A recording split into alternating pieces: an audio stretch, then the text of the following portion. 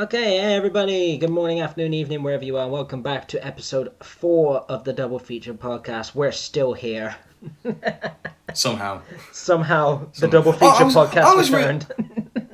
Listen, I was really annoyed that you didn't. You went there. You went there. Okay, yeah. Well, good morning. You didn't start immediately with the good morning. What the hell, man? You slacking. You're slacking here. Come on.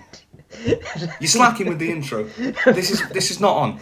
But anyway, yeah. I'm Dan. I'm the co-host, DCS Media, and episode 4. This is episode 4 of our double feature podcast, and we're going to be doing something a bit different today. We're going to sort of shake up the formula a little bit. So obviously, part 1, current movie news. We don't even have a lot of current movie news, to be fair, because it's that time of the year where there's just not a fat lot going on. Yeah. And then obviously in the part 3 where we look at the older movies, we'll be taking we're taking a request from a comment we got a bit ago where it's like we asked like recommendations of like franchises and like movies to talk about, and so in the third part of like the classic movie section, we'll be looking at the Guardians of the Galaxy trilogy. Yeah. But the second part, the spotlight part of it, which we usually cover just one new film, we're going to be doing something a bit different because, as we said, obviously there's not a fat lot of like movie news, and there's not a fat lot of movies at the minute that we're particularly interested in. So what we're going to do is we're going to do a bit of a roundup of 2024, like in cinema, and we've both got lists of every 2024 release that we've both seen. So it'll be a bit different. I've currently seen 14 films from the year. You've seen like 30 odd, isn't it? 35. 35 films. So we'll be doing that. We both have like little ranked lists, and we'll go over each of our lists, and we'll discuss certain films and pick out certain films that we can talk about, and like why we've put that. I think it'd be just fun to do a bit of a roundup of what's happened in movies this year. I think that'll be just better. And instead of us going to talk about Venom: The Last Dance, which was like frankly I don't care about that. Seeing Venom 3. I haven't even seen Venom 2 yet, so I can't really Yeah, it'll be interesting because obviously we only started this Yeah. podcast like 3 months ago at time of recording. So Yeah, something like that, yeah. there's a lot of stuff before that we never got to discuss that came out this year. So this will be a good chance to bring all that up. Yeah, especially like some of like the earlier stuff, like this films like the start of the year, Madam Web. and then sorry, Madam Web. yes, we have to talk about that. We will be talking about that because we've both seen it. Regrettably.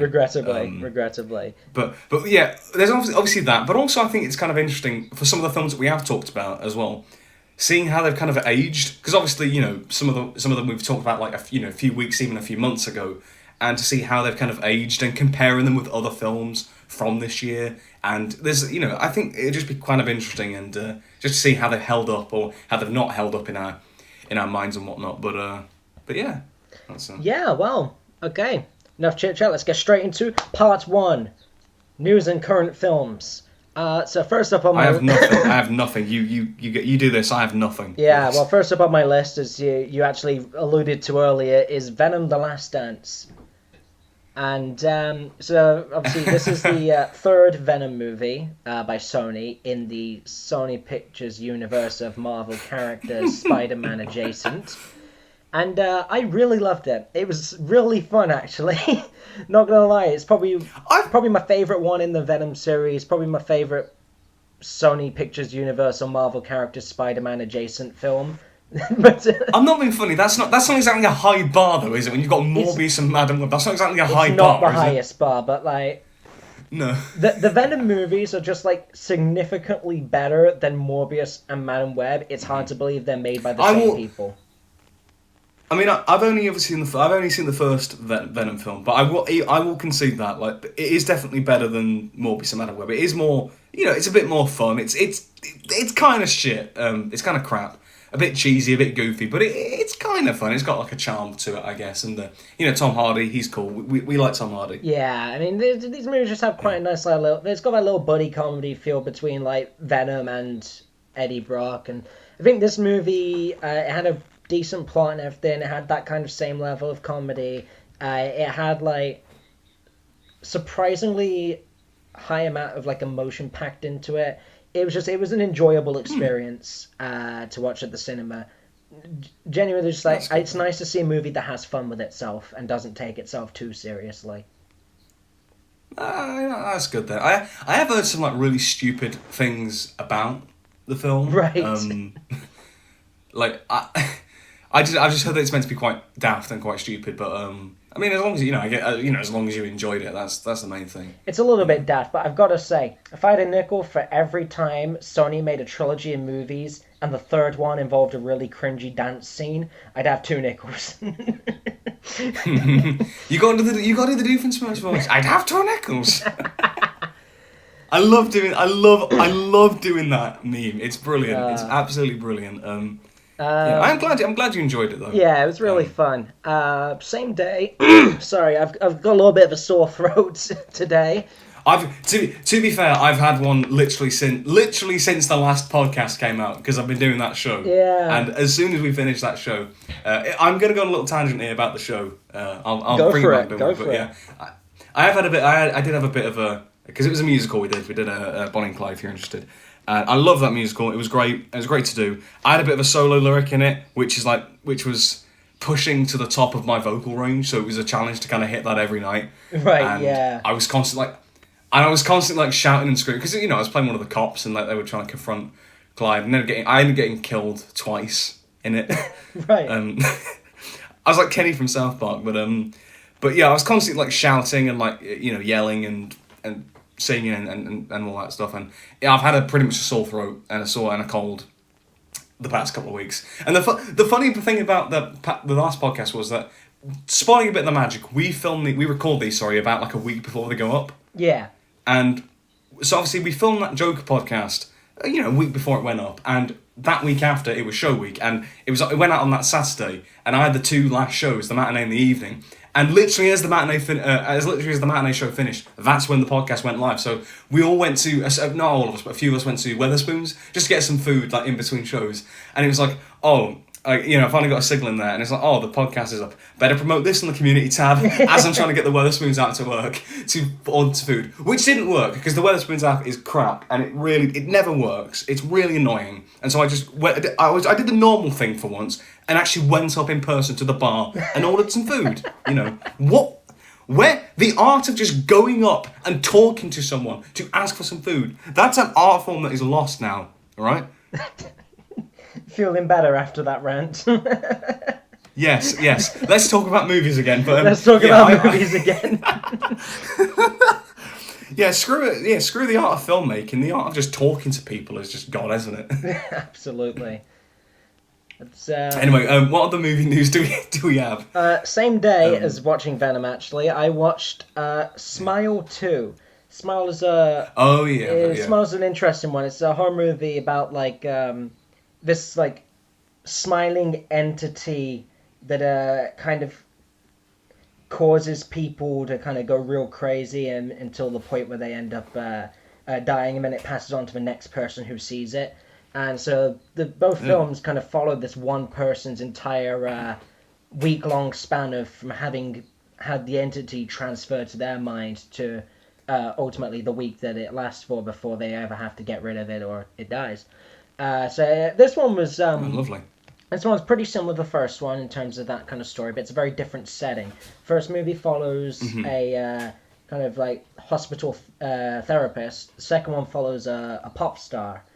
And tell you what, this is like some of the jump scares in this like scared me more than anything I've seen in since April. I think I showed you before. There's a clip of me playing Five Nights at Freddy's 4 on my channel. It's alongside Markiplier. So the first night is never usually that bad in any of the games. So I'll play through. I think, I've seen the first night's never usually that bad. But I remember. Oh man, I remember that one. This movie made me jump more than anything since that video. Since that moment, everything since hasn't been as bad until this. This had some pretty scary jumps in it, but it was very good. But it's also quite gory as well. There's a lot of bits where you almost have to look away, but there's some really good I mean, I mentioned last month's episode about Halloween Horror Nights in Universal. When I watch a horror movie now, I try and picture how well it would work as a Halloween Horror Nights haunted house. And this one has That's so kind many of that's good. kind of interesting way to. This one has so many good kind of like scenes that would work as like a set piece in a house. Like there's a lot of really good creepy moments and everything. Overall, it's a very solid movie if you're a horror enjoyer. And I would say out of all the horror movies I have seen this year, this is probably the scariest. Not Longlegs, but Not Nick Cage's Daddy Longlegs. it's I'm so proud of that joke. That's about all I've got. Actually, really. sorry. That's about all I've got really for the movies You I've seen. You did actually remind me, as you were talking about Smile 2, some other horror films and sort of horror adjacent films that have come out as of late that I just kind of want to... Because I haven't seen them, but they've kind of been quite noteworthy. So we recently had speaking of like very gory films, Terrifier 3 came out, didn't it? I've heard a lot about the Terrifier movies. Yeah, I've never seen them, but like apparently, I think Terrifier 3 I'm pretty sure that it's like an independent film as well. Like it's a very low budget independent film, and it made it made like more money at the box office than Joker 2, didn't it? Or something? Yes, yeah. Yeah, and I think that's kind of it's quite impressive that a lot of gore. I know because I know somebody in my film course at uni, they love the Terrifying movies, and they were talking about that the other week, and I was like, it's kind of interesting as to that kind of the appeal of them and whatnot. Yeah, it's kind of interesting. I might check them out at some point. I mean, I do watch some gory movies. Obviously, I've expressed my enjoyment of the Saw franchise, but I might watch them at some point. But I've still got to get through the rest of the Saw franchise again first. Yeah, I did. To be fair, over Halloween, it does like gory movies. I did watch Videodrome. It's an old '80s like David Cronenberg film, and he's renowned for like body horror stuff. And Videodrome is such a bizarre film. It's such a weird, gross film. It's clever how it's done because it kind of links to sort of media sensationalism of the time, of like the early '80s and whatnot, kind of like shocking material.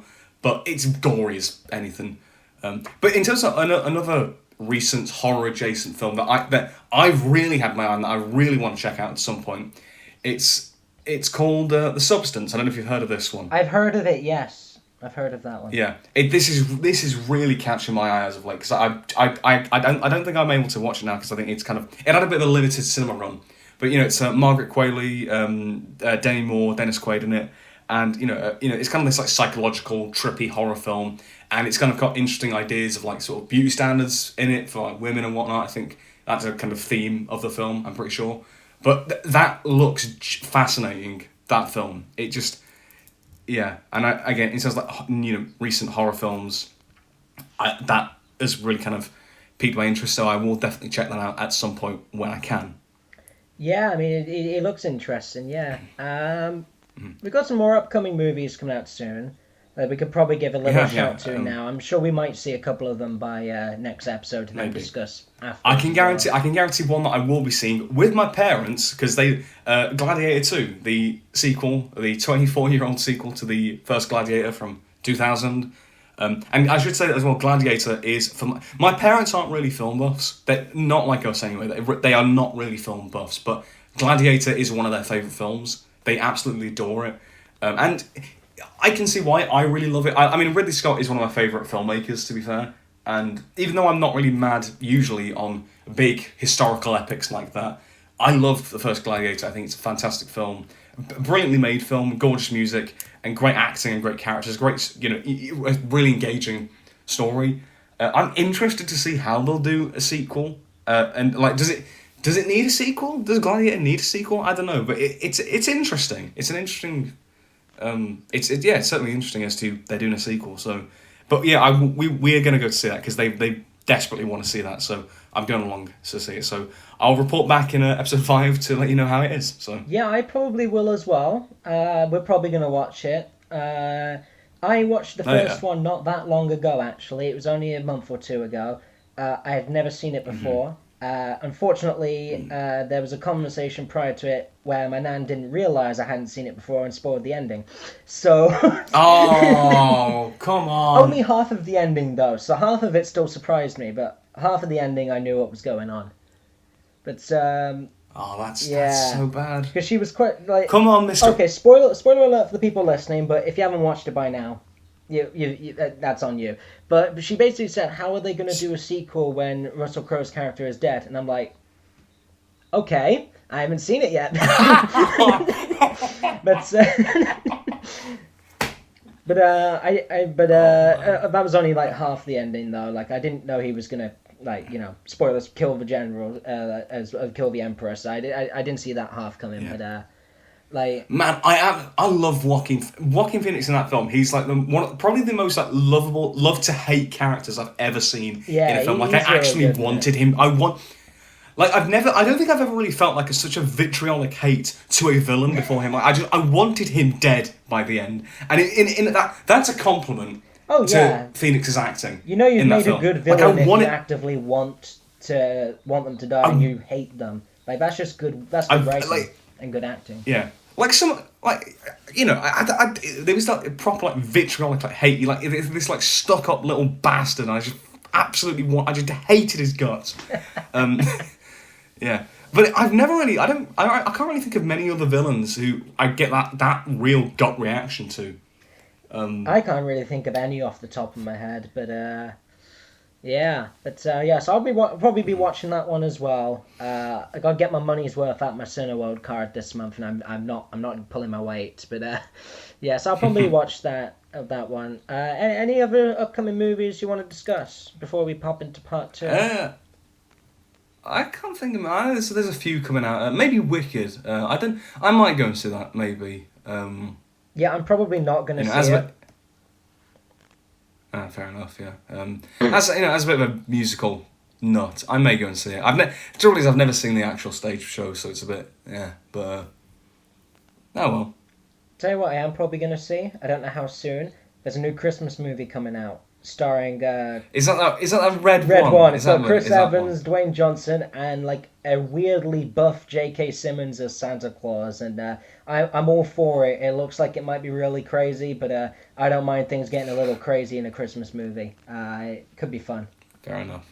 It's I just hope that if you go and watch it, let me know if J.K. Simmons throws a chair at anybody. Right. Okay. It's anybody who's listening who gets that reference. I'll be very impressed.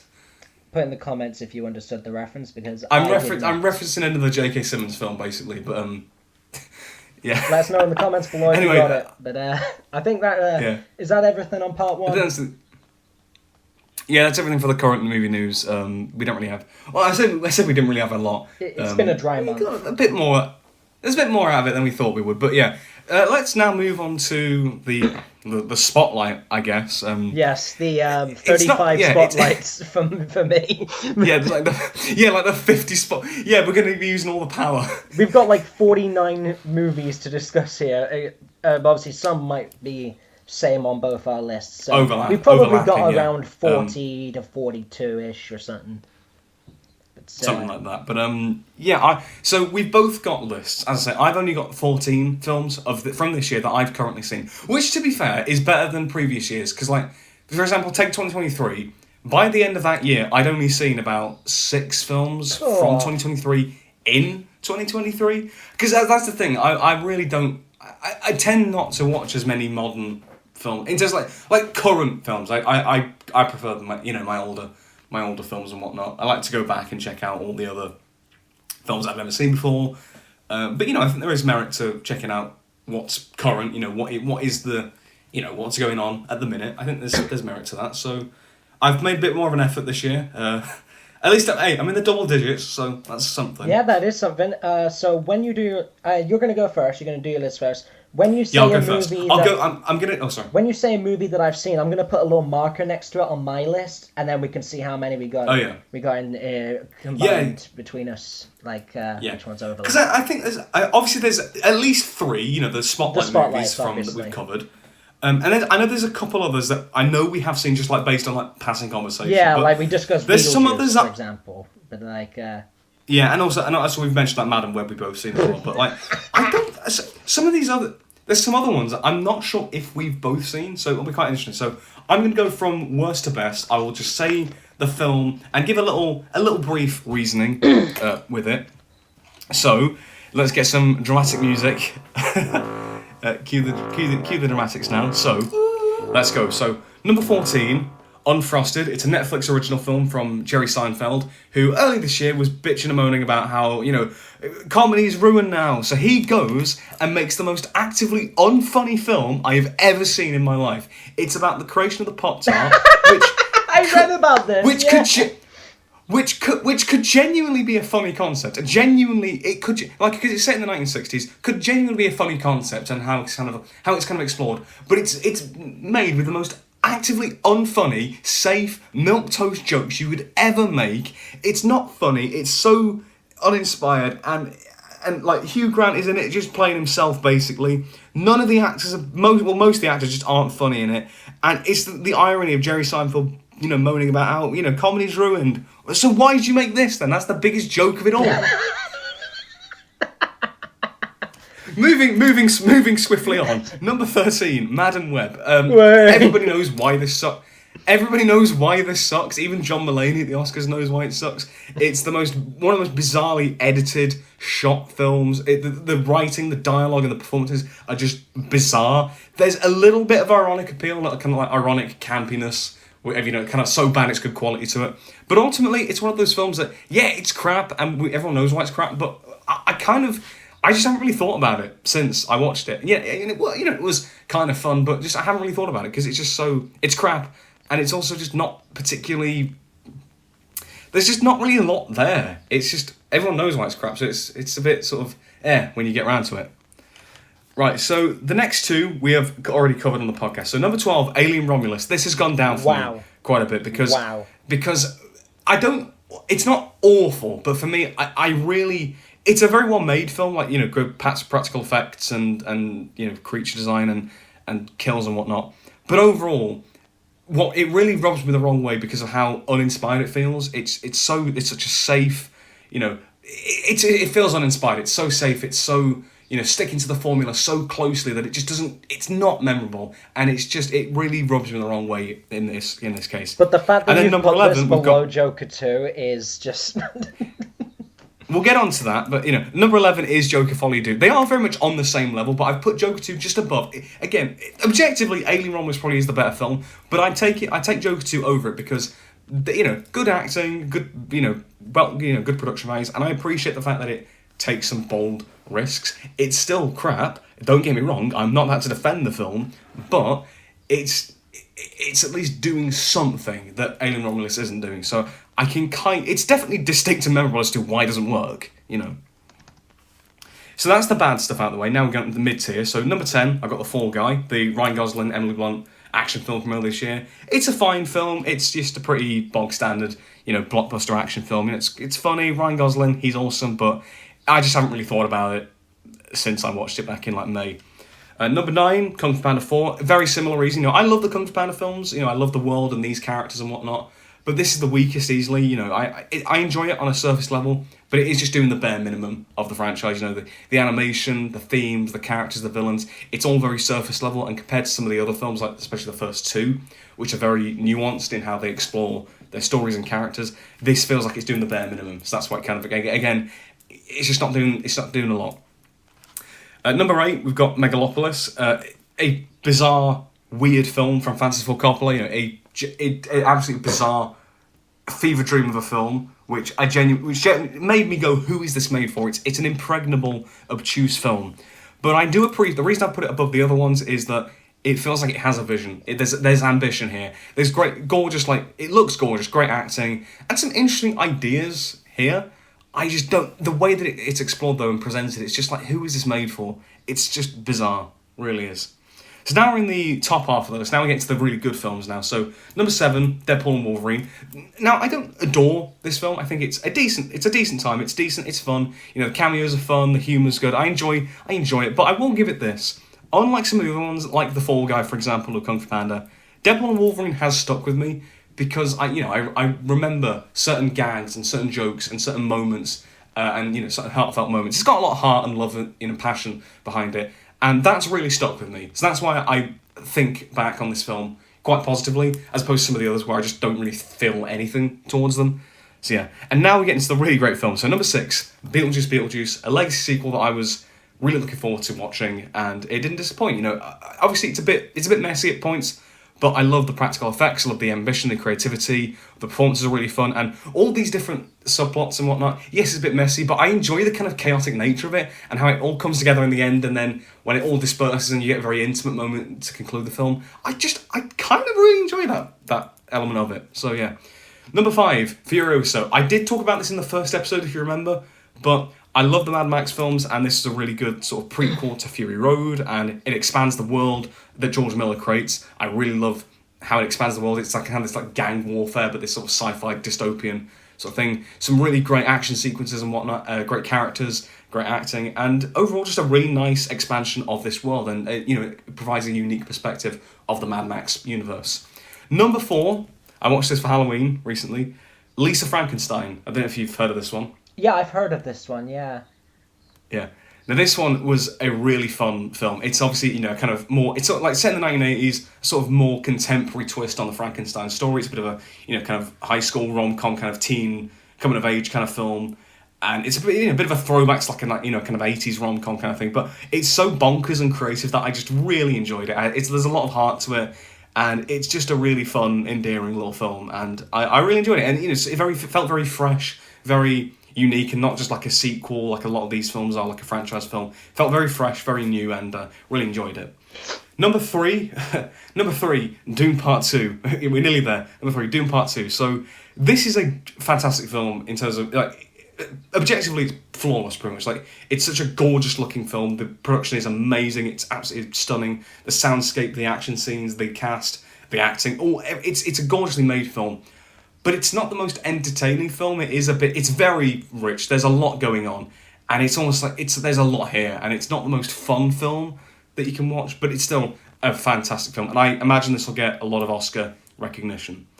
And then we've got the top 2 now. And these top 2 are pretty much interchangeable for me. Number 2, The Wild Robot, the new DreamWorks animated film, which, as you put it, is the apology to Megamind 2.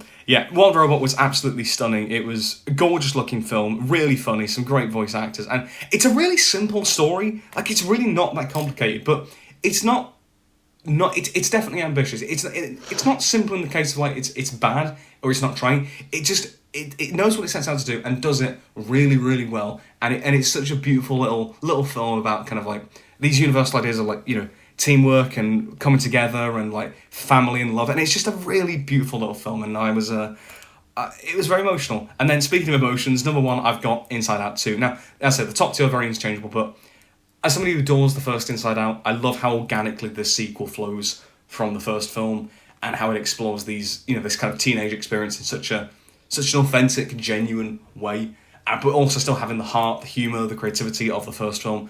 Yeah, I absolutely loved it. But those top 2 really could flip around depending on the day, because I only watched The Wild Robot literally yesterday. So, but as we're recording this, Inside Out 2 just about nudges it at the top.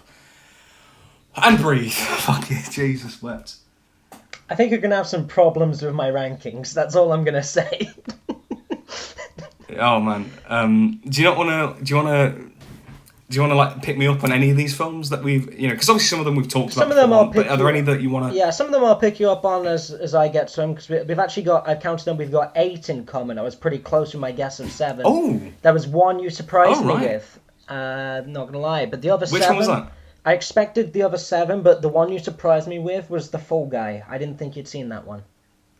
Oh yeah, I think that's probably the thing, because I haven't really talked about it, because as I said, it's one that I kind of forgot about after I watched it. It's just not really one that stuck with me, so I haven't ever really talked about it before. It was quite a bit as well before we started the podcast, so like it never got brought up on anything. It was like May, wasn't it, that came out? Yeah. Anyway, so I think those sound like interesting movies. You've already covered why Joker 2 is higher than Alien Romulus, which I understand the perspective on that, but I'm going to politely disagree. That's fair enough. As I said, I'm not calling Joker 2 good. Like, they're very much on the same level, but it's not ideal, because you are comparing 2 films that I don't like here, but I take Joker 2 just a little bit above, because for me, it's just more interesting, but Alien Romulus just feels uninspired, and it rubs me the wrong way. So that's why I've just put it below. And that's why, for me, it's aged worse. Yeah. As I've thought about it more, as time's passed and whatnot. But I suppose But yeah, that's my list. Yeah. I suppose my only other question about your list is what compelled you to watch the Jerry Seinfeld film about Pop Tarts? Because I read about it in the Empire magazine, and what compelled you to watch it? That's what I want to know. I don't know. I thought I'd give it a chance because I watched it around when it came out. So that was like, again, it was like May time, I think it was, and I thought the premise of it, of this kind of, it's obviously it's about the creation of the Pop Tart, but it's set obviously in the 1960s and whatnot, and it's on the backdrop of like the space race, and I find like because of mid 20th century history, I find that anyone who knows me in real life knows that I love that kind of period of history. So I thought it'd be kind of interesting to, a film that takes this, creation of the Pop Tart, but treats it with the same severity as like the Cold War and the space race. I thought that could be a genuinely interesting premise, and even if it wasn't very good, I thought, it could be kind of fun to laugh at. But no, it was just the most unfunny film I've ever seen. Well, I know to avoid it, so thanks for the heads up. Yeah, definitely. Oh, no problem, yeah. It's a Netflix original, so what do you expect? Okay, yeah, fair enough. I've got a Netflix original pretty low on my list, but suppose I should kick off my 35 movie barrage here. Go for it. Okay, first of all, number 35. I think most people would have seen this coming, but if you know the movies I've watched, you might be a bit surprised there's not one lower than this, but 35 is Madam Web. It is... Just refer to Danny's answer on this movie, because I can't be bothered to re-spew all of that. It's just not great. While you did mention it earlier, I didn't see The Wild Robot, but I did see Megamind versus the Doom Syndicate. That's number 34 for me. It's an absolute step down. It just kind of really undoes a lot of what the first movie does. I think it's a sequel that we wanted and then realized we didn't want. Like, I'd like a sequel that's actually, like, give it the love it deserves. The animation's also just, like, shocking. But I can say that if I turn my brain off, I at least had a little fun with this one. I can't say that about Madam Web. 33, this is an Amazon Prime original, My Spy, The Eternal City. So the first My Spy was pretty decent. That was Dave Bautista was in it. And it was a decent film, but this one just, like, it felt really generic, just as a kind of like here's a sequel, that's it, here's a sequel. Watch it, you don't have to want another one, just watch it. I really can't remember, it's not that memorable to me, which I can at least say about this next film, which is objectively not great, but at least it was memorable. 32 now. Die Hart, Die Harter. So this is this is one of Kevin Hart's latest projects. He's done some interesting films. I can't describe it. It's just these films, the Die Hart films, are just absolutely bonkers. Objectively, are they good movies? Maybe not, but at least I had a good laugh at them. Sorry, maybe not. Cut him some slack, okay? He's trying his best. Maybe not. He's trying. Number 31 is a Netflix original, also starring Kevin Hart. It's not been a good year for Kevin Hart. Lift. This was kind of a generic heist movie with a plane and Kevin Hart. I don't know. It's at least a little bit better made than Die Hard. The fact that my this year started with Lift, then Madam Web, then Megamind 2. This year started off so rough, but it gets better. It gets better, trust me. So, 34, 33, 32, 31. Number 30, we've got Beekeeper. This was an Amazon original with Jason Statham in. It had some good action scenes. Yeah, that's it. It had some good action scenes, so I'll give it points for that. 29 is Rebel Moon Part 2, The Scargiver. That's one of Zack Snyder's movies. He originally wanted to make some movies for Star Wars. They didn't let him, so he made his own Star Wars, basically. And this one, I feel like... It's like, you know when a certain scene feels like it's dragged on for too long? This 2-hour plus movie is basically one scene that's been dragged on for the whole 2 hours. So, I don't know, it dragged, but... I don't know, it had some cool action, I guess, but not much else happened. Number 29, I think this is now, Borderlands. Yeah, this is one where I think You I talked about this discussed one, this haven't in you? I like remember. episode 2 or something. No, it's pretty early. It was 1 or 2. I think it's a little overhated, but it's by no means like a good like standout movie. But it's just kind of generic, but solid. Also Kevin Hart, so Jesus poor Christ. guy. All right, so next we got Despicable Me 4. This is it's I don't know. It's dumb fun sometimes, but like easily like the weakest Despicable Me movie by far, and that includes the Minions movies as well. Like this is absolute bottom of the barrel out of all the movies, but I don't know. It's still fun if you let yourself have fun with it. Next on my list is If. This was John Krasinski's movie about imaginary friends. I don't know if it was because I was watching it on a plane or if it was just the movie itself, but I really don't remember that much about it. I didn't think it was anything too special. It had a little bit of heart to it, but like I don't know, it's not really what I expected. But it's solid watch. We're like average movies at this point. Oh, yeah. Next up on my list, this is the second one now that we've both seen, and that's Kung Fu Panda 4. Absolutely, it's a big step down from Oh. the earlier ones. I watched this one on the plane to Florida as well. I watched like 5 movies, so I blasted a whole bunch out. So Kung Fu Oh, yeah. Panda 4, I think it had quite a good idea of a premise. I don't think it necessarily executed it correctly. Like it was cool bringing back like the old characters and whatever, but I feel like it wasn't as good as it could have been. I rewatched the first movie while I was in Florida, and the first movie is way better. So just watch It's the so first good. movie. And the second one as well. I need to watch the second one again. It's been way too long. Next up on my Is list it? is I think this was a Netflix movie, but it is part of a franchise. Beverly Hills Cop Axel F. I don't know. I was never overly taken by the Beverly Hills Cop series. I watched all 4 movies this year, and I think they're good. I don't think they're that amazing. I think it's most of it is just Eddie Murphy carrying everything. But I think this one was solid though. Like same kind of level. But then again, I'm the guy who likes Beverly Hills Cop 3 the best out of all of them. So take that with a grain of salt. Next one in my list is a Prime original, Roadhouse with Jake Gyllenhaal. I never saw the original Oh, Roadhouse. God, yeah. I'm just going to put that out there. I'm not comparing it to the original Roadhouse. I've never seen it, but I enjoyed this film. I thought it was good. There were some good action scenes. There was, I thought it was a good film. It wasn't like amazing, but I thought it was good.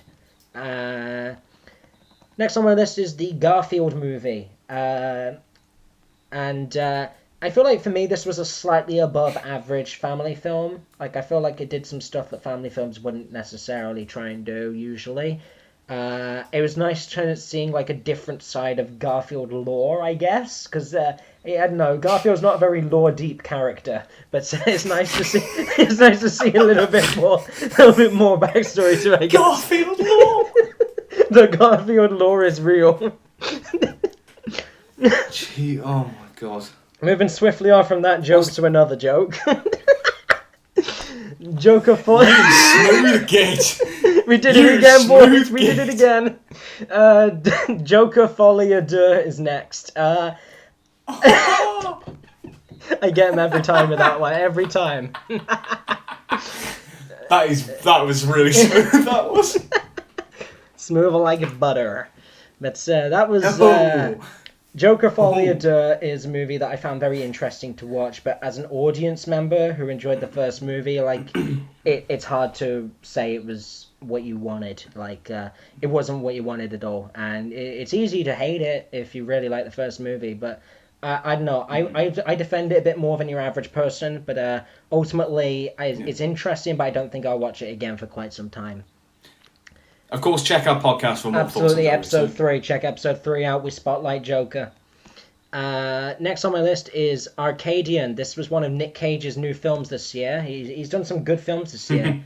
Arcadian is like a low-budget horror film about Nick Cage and his two sons, I think, and they're out in like the middle of the woods, and there are these monsters that come out at night that they have to defend themselves from.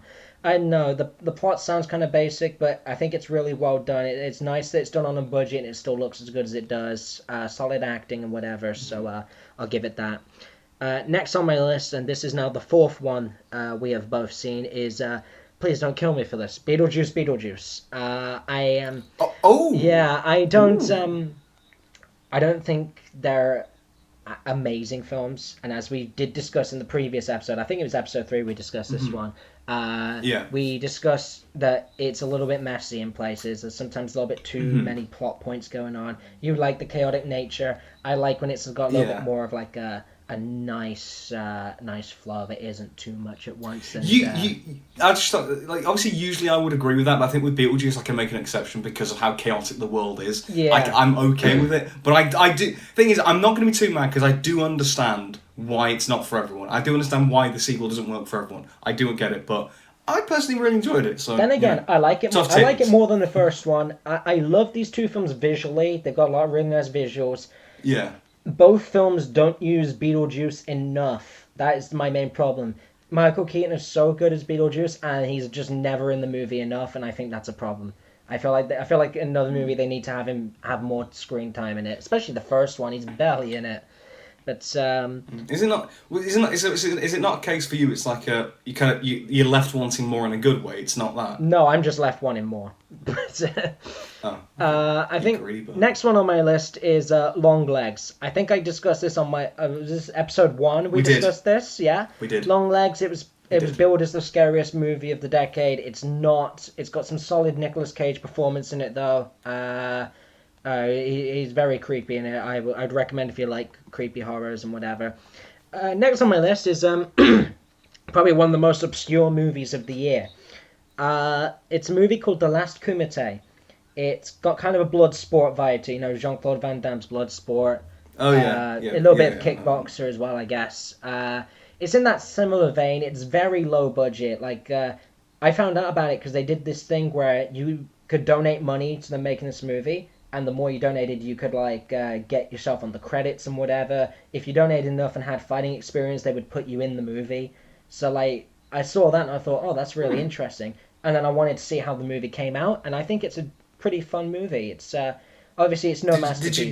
Did you donate? No, I found out about it too late. Like it shut by the time I found out about it. But it was like a reasonable amount as well. Like it's only like $500 to be in the movie as a fighter if you had the fighting skills. Like it was very reasonable stuff. But no, I thought it was really interesting to see, like, knowing that it worked with such a low budget, and then ultimately they managed to make a pretty decent low budget film out of it that was enjoyable, especially if you like that kind of genre of Jean-Claude Van Damme's fighting movies, which I like Bloodsport, I like Kickboxer.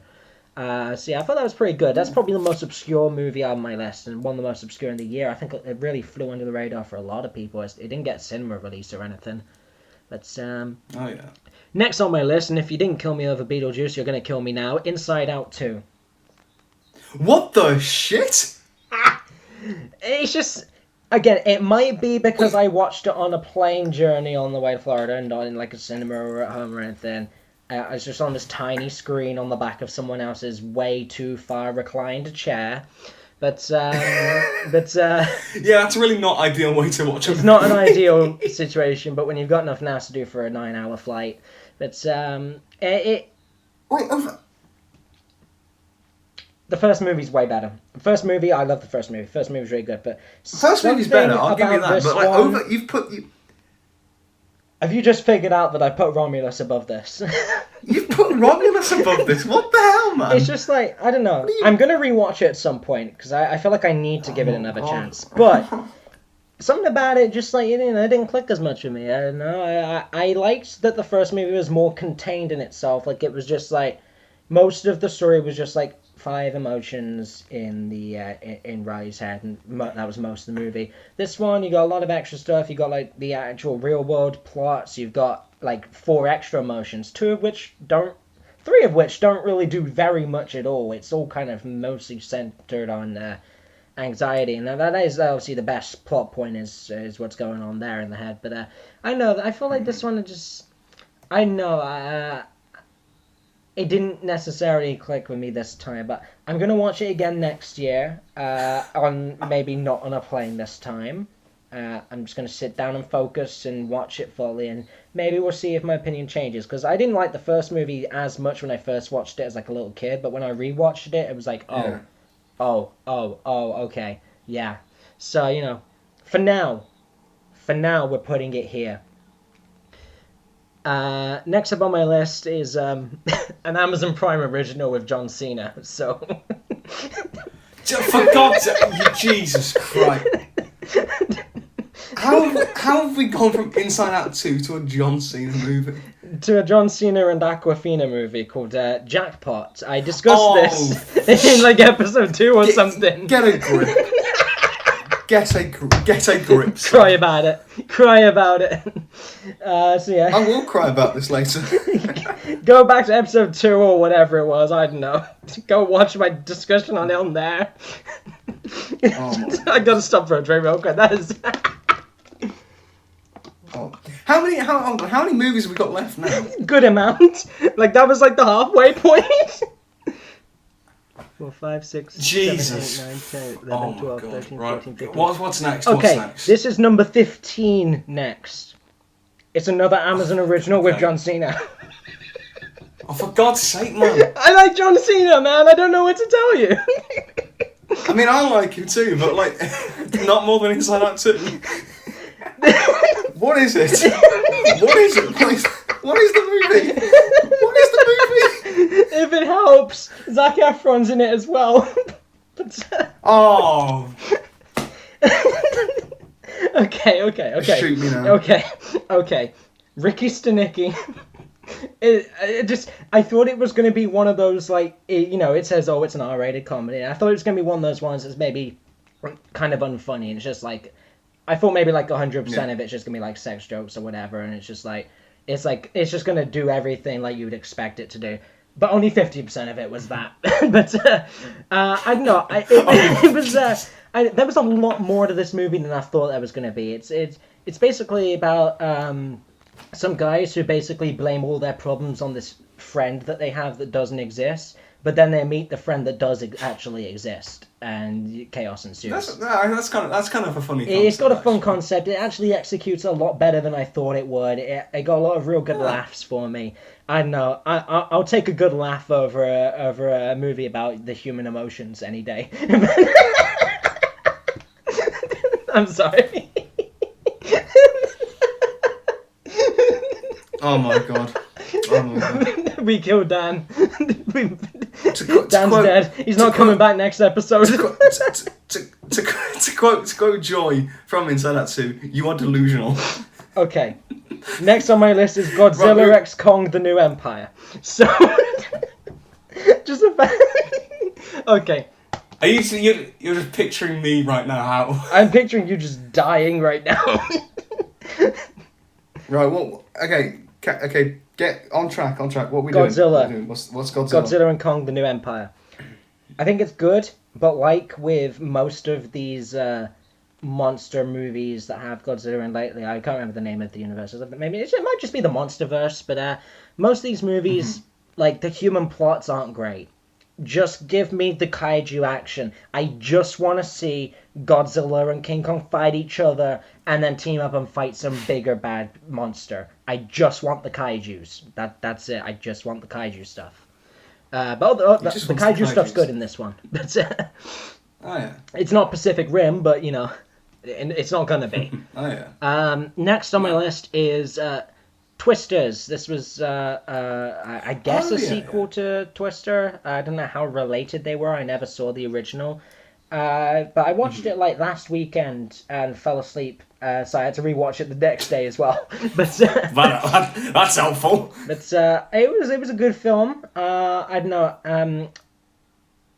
It's a little bit basic in plot, I guess. I don't know. I don't necessarily like natural disaster movies as much, But I think there was some good stuff in it.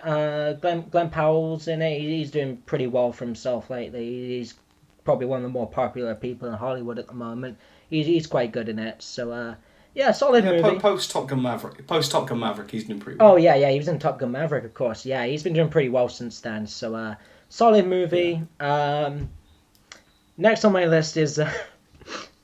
I keep thinking about the comparison between what I'm saying next and your thoughts on Inside Out 2, and I cannot take my list seriously anymore. I'm so sorry. The next one on my list is Ghostbusters Frozen Empire. That's not. I mean, I didn't watch it, so I can't really say. I can't really have a rebuttal to that. But like, I saw it. I've seen it twice now. I saw it a couple of days ago, less than a week ago as well as when I initially watched it. Mm-hmm.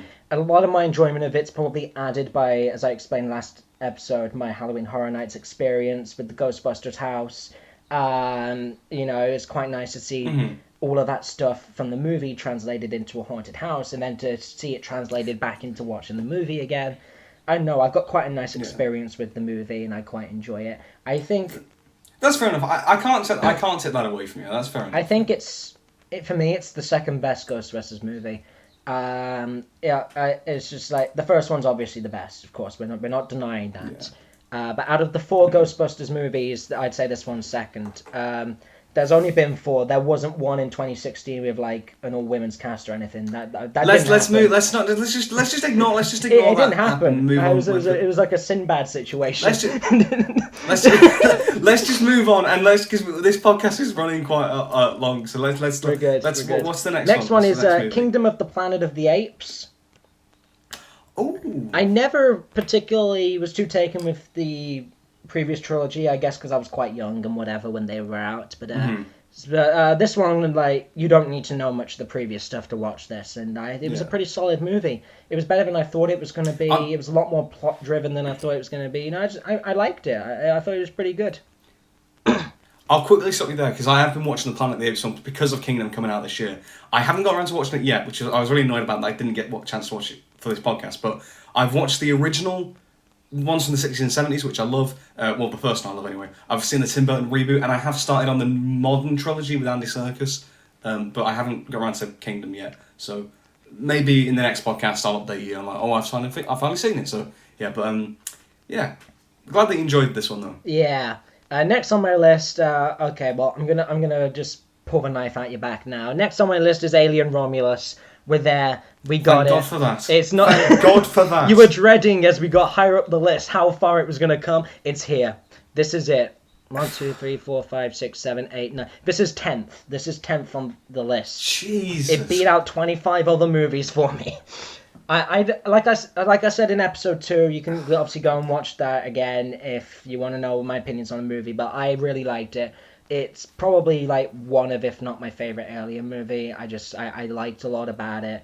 But obviously, watch the podcast episode. I'm not going to get into all that again. It's number 9 on my list is one I discussed already today, Smile 2.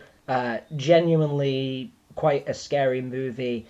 It's like a car crash. You don't want to look at it, but you kind of have to. And it's just like, I don't know, it made me feel a lot of things in a cinema that I don't usually feel very often. So it's nice to get more emotion and feeling out of a cinema experience. But so that one's number 9. Coming in number 8, and I think comparing this to Inside Out 2 is just... Number 8 is Venom: The Last Dance. Oh, for God's sake! It's just like... You are shitting me. Venom: The Last Dance. I had a lot of fun with this movie. I thought it was just... I just thought it was really fun. And you haven't watched it. Fair you haven't enough, watched it. You can't chat. But I think there's a lot more to it. There's a lot more to it than you think there would be. Fair enough. Okay, I will shut up. Number 8. Number 7. Bad Boys: Ride or Die.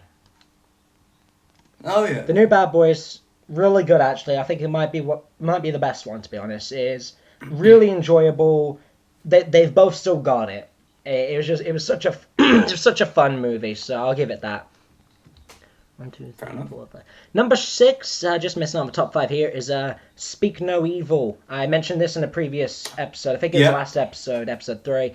The James McAvoy one. Refer to that episode for my opinions on it, but I think it's really good, and it really just keeps you interested all the way through of what's going to happen next. Number 5 is The Fall Guy. It, obviously, you Oh, said it was quite kind of like a generic blockbuster action film, but I really enjoyed it. I've seen it twice though. Maybe watching it a second time makes it kind of like gives you more to think about on a movie. maybe. But Yeah, that's true. Yeah. yeah, the second time is relatively recent as well. It was maybe a month or two ago. Oh yeah. Yeah, less than 2 months ago. But yeah, Fall Guy was good. Really enjoyed it. Love the cast is great. The plot's pretty fun. There's some good action shots and everything. Good stunts as you would expect in a movie about a stuntman. But Yeah. loved it. So that was next. Number 4 for me. M Night Shyamalan's new film Trap. I mentioned this I think in episode 2. You did. It was You did. Yeah. it's one that really keeps you guessing what's going to happen and has you weirdly rooting for the killer to survive. And it's just like there's something about that that's just like really nice. I thought it was really fun. It doesn't necessarily have the best acting in the world on all parts. I think Shyamalan's daughter being in it was more to showcase her singing than her acting. But I think it was a solid movie, pretty well written. Good to see Shyamalan doing good stuff again because I saw The Happening and it was terrible. So it's nice to see him do good stuff again. We're in the top 3 now. Number 3 is an animated movie. I discussed it last episode. Transformers 1, absolutely loved it. As someone who's liked Transformers for like a really, really, really, really, really long time, it was nice to get a movie that finally didn't have any human characters in it because that like all we wanted all along was just a movie set on Cybertron with just Transformers. The best like 5 minutes of Bumblebee is the 5 minute flashback of just the scene on Cybertron where they're having the war. Like we just want more of that, and I think this movie it's well written. It's got some really good plot directions in it. It's not too big or anything. It's not like, oh, let's just throw Unicron in there and call it a day. It's a really fun movie. I really enjoyed it. I think it's probably the best Transformers movie. Like I think I enjoyed it more than the original one in '86. So solid stuff. Oh yeah. We're in the top 2 now. I've discussed both of these before, so this will be pretty quick. But the first one I want to discuss, number 2, is A Quiet Place Day 1. I think this was episode 1 I discussed this one. I think it was. And I think it was. Yeah. I think it's from a director who I like 100% of his movies because he's done 2 movies, and that's Pig and Quiet Place Day 1. That's got a lot of good themes in it. It balances between kind of, in a way, being like a well-acted drama with being a horror movie as well. And I think it just balances it really nicely. Really good acting, especially when you have characters that can't speak in a lot of situations in the movie, and having to just act through like facial expression and body motion and whatever. Like that's really well done in this. So solid movie. Number 2 for me. Number 1, if you hadn't guessed already, it was our episode 1 spotlight, Deadpool and Wolverine. I love this movie. It was just so much fun. I watched it with my parents. I watched it with you. It was such a fun experience of a movie. I think I watched it in cinema 3 times in the end, but like 'cause I kept going back and I kept seeing more each time, and I really loved it. It was nice to have a superhero movie that I could feel really excited about again. Because barring Guardians 2, there hasn't been a lot since COVID. That's true, yeah. Yeah, so that's my list. I'm aware there are some pretty hot takes in there, one in particular. But cry about it. Oh God. That was my... This was... I'm probably going to change this list by the time I do my ranking at the end of the year of every film I watched. But that was my quickfire ranking for today. Yeah, that was, blimey. It was, yeah, there were some interesting ones. The Fall Guy I didn't expect. Obviously, I think, yeah, it wasn't, it's not that it was bad, that film, but it's just that, I think because obviously you rewatched it, and you had that incentive to rewatch it, but I didn't have that incentive to go back to it, just because I was kind of like lukewarm. It was okay for me, but I didn't love it, yeah. That's fair. But yeah, I think overall, solid lists. I don't think there's anything particularly disagreeable about anything in my list at all. Absolutely not. No, of course not. Nah, I should have put Madam Web above Inside Out too. I would have cancelled this podcast if I did that. Should have done it just for jokes. Anyway, we're on to part 3 now. Mate, this is and this is like the WWE of film podcast. This is. It's like this is like WrestleMania for films. But yeah, let's get on to it because this episode's long as it is. Let's go part 3, which is the classic movie section, as I call it. So we look at older movies, and we had a request on it was the first episode, I think, wasn't it? And it was somebody suggested we talk about the Guardians of the Galaxy trilogy, which I was up for. I was up for that. Yeah, absolutely. I mean, that's such a good movies. I would say the Guardians of the Galaxy is quite possibly the perfect trilogy. I think in terms of like the MCU, I think absolutely. I think, I think actually that's true. Yeah, and what I love about them is that obviously, yeah, they are part of the MCU, but especially the first two, you can just watch them as their own thing. You know. Yeah, and you don't they particularly they hold up need strong. like too much context to go into the third movie. Like, there's not too much that happens in between 2 and 3 to need to know. Well, there is the Infinity War Endgame duology. Yeah. But even there's a few little things obviously with Gamora particularly, but like even then it's just like it's focusing just on their story and not trying to connect to the wider MCU. It's not like I don't know, Doctor Strange rocks up or whatever. It's very self-contained, and I just really enjoy that it focuses on these characters, and I love that about it. Sure, do that because obviously the characters are brilliant. I love them. They're so endearing. They've got a great dynamic, great chemistry overall. But yeah. Anyway, let's. I think this won't necessarily be too long of a segment. We've only got 3 movies to rank here, so let's just go with rankings from bottom to top. What have you got in last place in the trilogy? So number 3. So I should clarify obviously that I love all 3 movies. I find all 3 are really fun. They've got a lot of heart to them. They've got great action sequences. They've got great humor, amazing soundtracks. I mean, you know me. I love old 60s, 70s music. So these movie soundtracks, I love them to bits.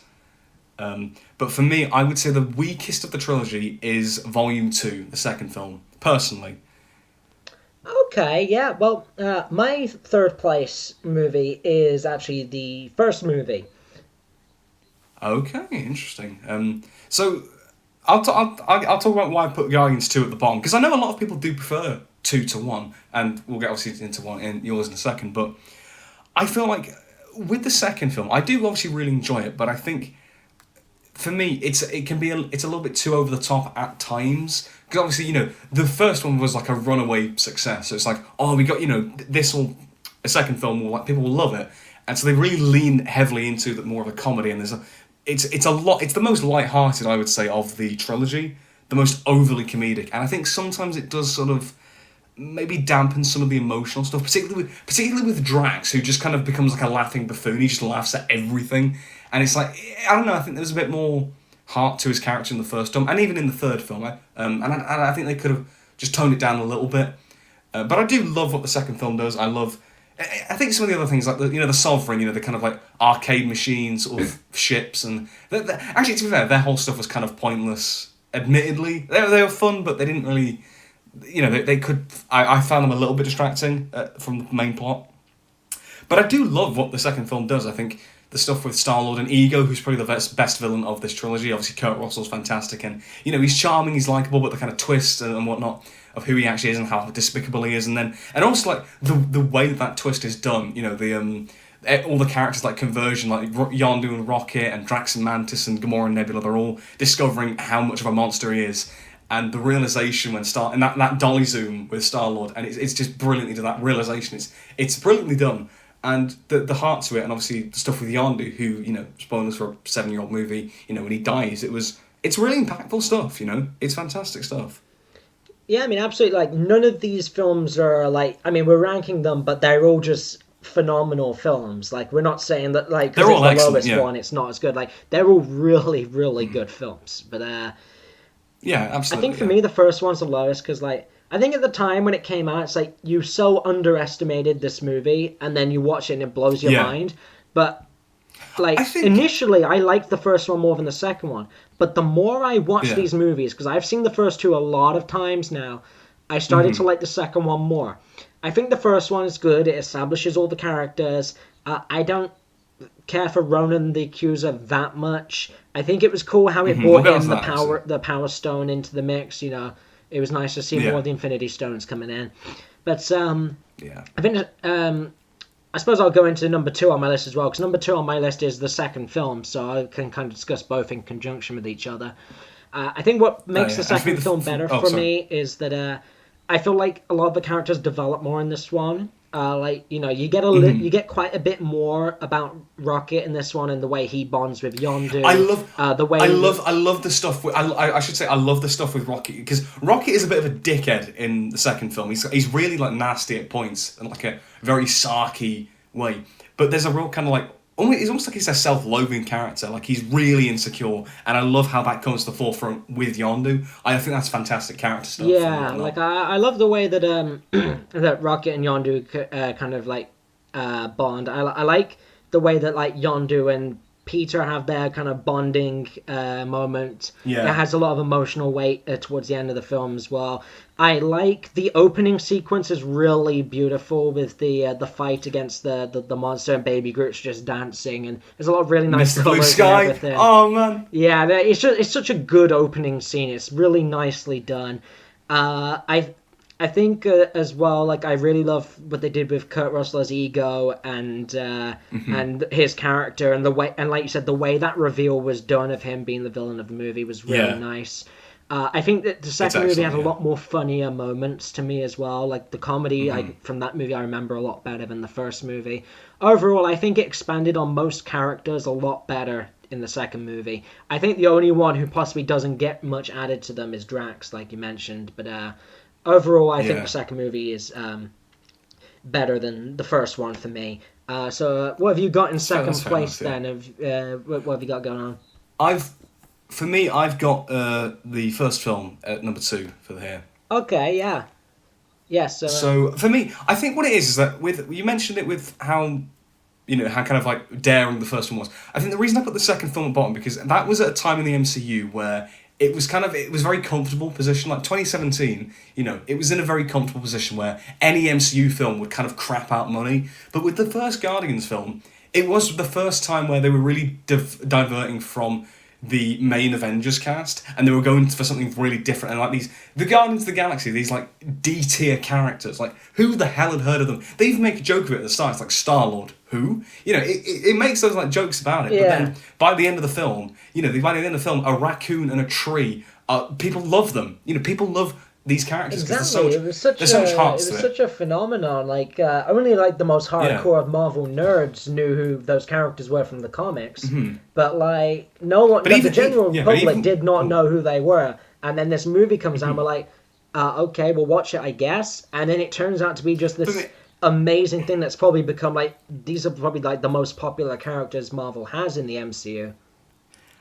I mean, even when the first two came out, I wasn't really as big into Marvel, but I do distinctly remember those two coming out and being big kind of hits and whatnot. And with the first one, I just love how it establishes this world and these characters. I love the world building. It almost feels like, yeah, I will admit, Ronan is a crap antagonist. He's just like a big bad who wants to conquer the world and whatnot. He's the weakest villain of the trilogy. Oh, yeah. But what I also like is, what I kind of prefer to think of the first one as is, the galaxy itself is the antagonist. There's all these obstacles, like the prison, for example. The prisoners and the guards are an obstacle for the protagonist. Sorry, you've got Morag at the beginning, this stormy atmosphere. You've got the law enforcement on Xandar. You've got the griminess of nowhere. The Collector as well, on Nowhere. The galaxy is almost the antagonist in a way, and I love that world building. It feels so fleshed out, and there's so many different creative environments, and to see the heroes navigate through that and ultimately find themselves as a unit, I just find it so compelling. And I find Star-Lord's kind of, getting over the loss of his mother, which is obviously established at the start of the film, and kind of, that sort of plays into the emotional stuff towards the end. And I love how, at the start of the film they are so opposed, they're not together, and how they form together at the end. I love that. Yeah. I really do. Number one. So we found something we agree on, haven't we? Finally, yeah. Guardians of the Galaxy 3. Yeah. Absolutely amazing. Quite possibly my favorite So- movie ever. Like, I love this movie. Okay, I wouldn't quite go that far, but Of course.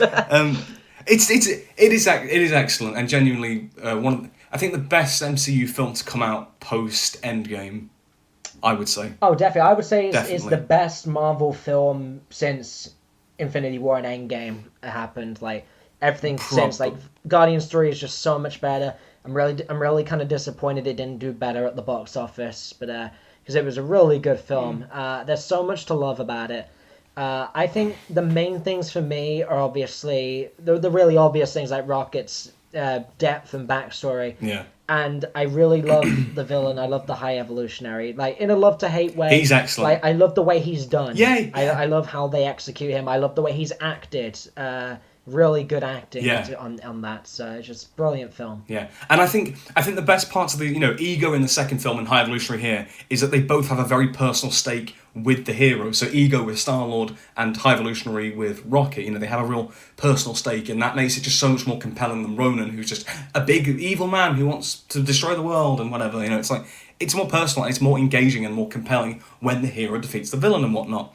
But I think with the third film, obviously we mentioned how like the first Guardians film was at a time when it was, the MCU was kind of experimenting a bit. The second film was at a time when the MCU was very comfortable. The third film comes along at one of its rockiest points where it was almost like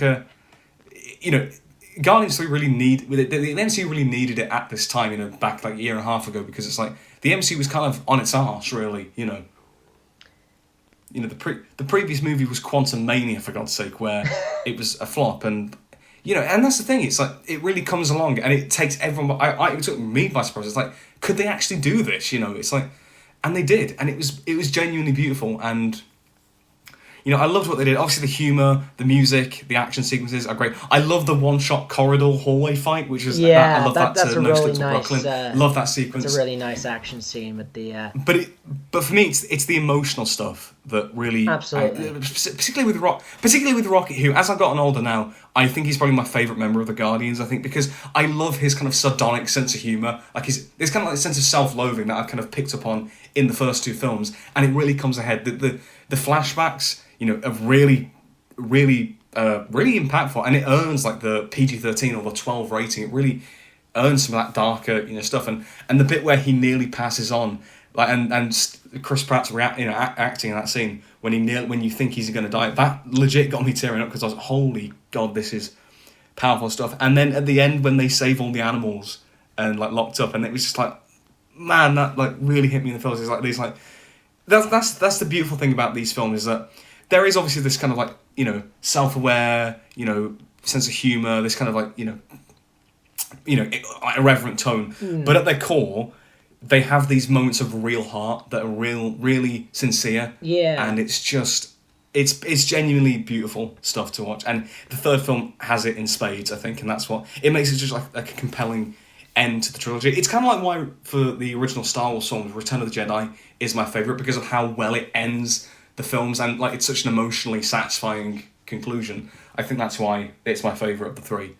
But as I say, I love the entire trilogy. It's probably the best Marvel trilogy, either this or the Captain America ones. But yeah, I love the Guardians trilogy and how self-contained it is. It's a brilliant story from beginning to end, and I love it to bits. So I think with the third movie, I like that, and this seems to be something that movies don't want to do anymore. But I like that they've given us a character who a villain who really is absolutely not redeemable in any particular way. He does the most diabolical things, and not because it's not because it's like a revenge arc or anything. It's just a case of he has this plan, and he doesn't care about the morality of it and the ethics of it. He's just gonna do it. And I like that they've not tried to redeem him or give him like some tragic backstory or whatever as to why he's this way. He just is. I like that about it. But also, I think he's really well acted. I do love the performance on it. He is. But this is definitely the I think most. As much I like to have, as much I like to have like some nuanced antagonists and whatnot. I think it's also good to have like variety. It's good to have those just traditional love to hate villains, that you can boo and hiss at. I think it's always good to have those as well. Yeah, like Thanos works really well for like the bit of nuance to give him the little bit of like backstory of having seen like everyone die on his home planet because of like lack of resources, and his obvious care for his daughter. But obviously with this case, it's just with this villain, it's just like nah. There's absolutely nothing to it. He's just a bad person doing bad things because he thinks it's for the betterment of everything, and it's just part of his plan. I think this is definitely the most emotional movie of the trilogy. There's a moment, maybe By about far, two by thirds of the far. way through, where you start to think Rocket's not going to make it, and I think it's the Yeah. closest I've ever come to genuinely crying at a film. Like, It's because the I bit. It's the haven't. bit that I mentioned that. Yeah, I think you know which bit, but like it's that's the closest I've come to doing that. And it's just like it was such an emotional film for me. I've seen it a lot of times now. I saw it like 2 or 3 times at cinema. I think I've seen it a couple of times at home. Really good film. I love all the films, but third film Yeah. absolutely just.